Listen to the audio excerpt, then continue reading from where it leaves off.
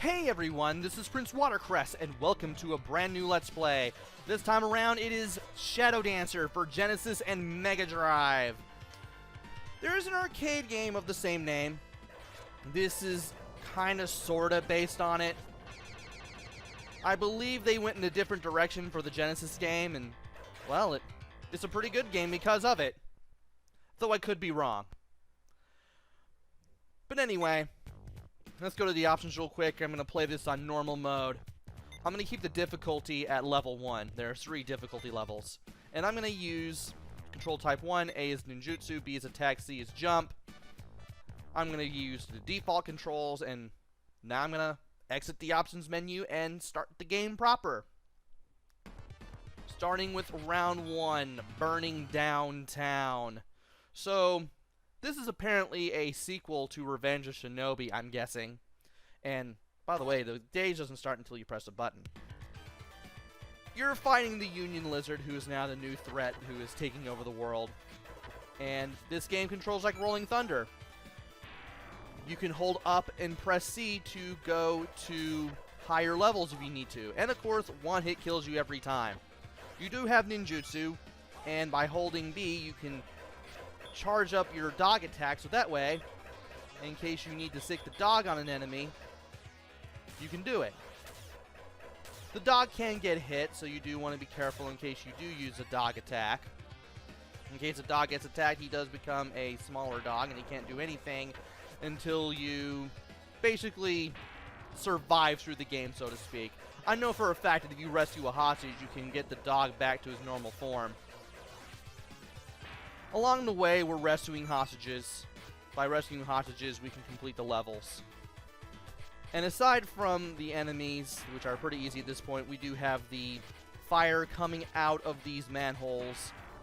And that will hurt you if it touches you. One hit will basically kill you every single time.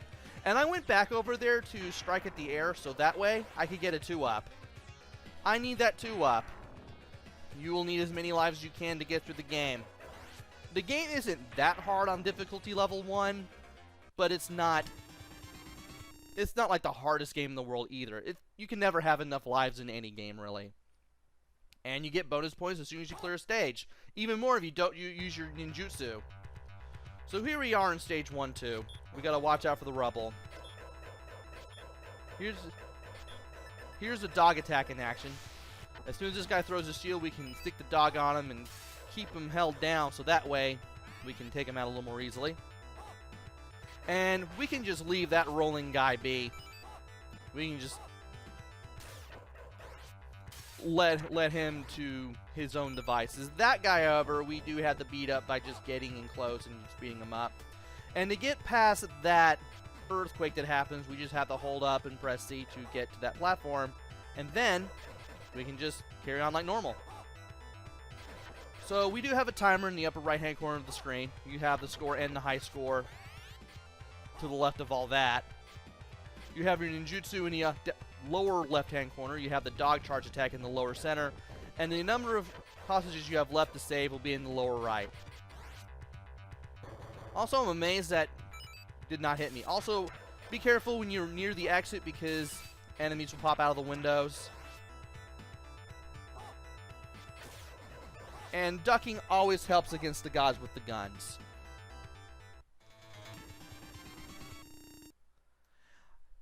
Every stage has 3 levels to it, and the 3rd level is always going to be a boss stage.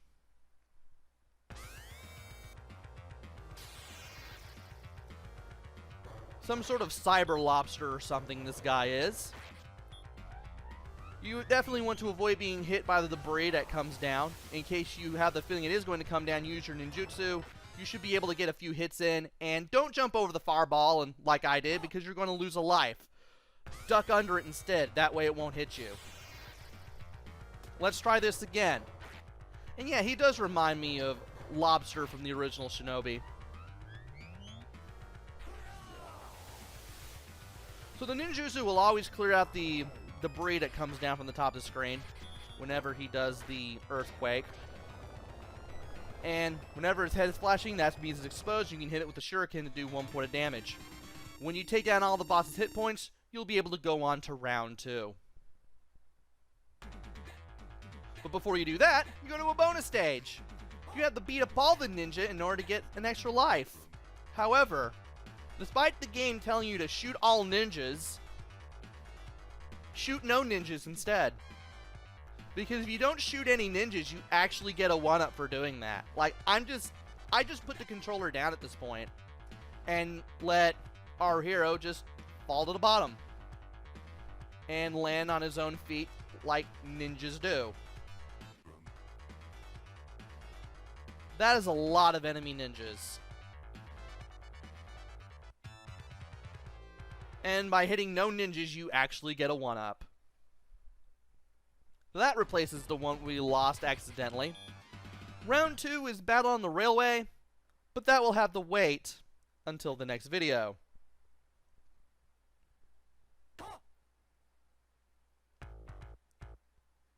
Special thanks to Chilean Retro Gamer for playing this game a while back. I will put a playlist to his playthrough of the game in the description of this video in case you want to see it as well. Join me next time where we go through round 2. Try to survive and just take the fight one step closer to Union Lizard.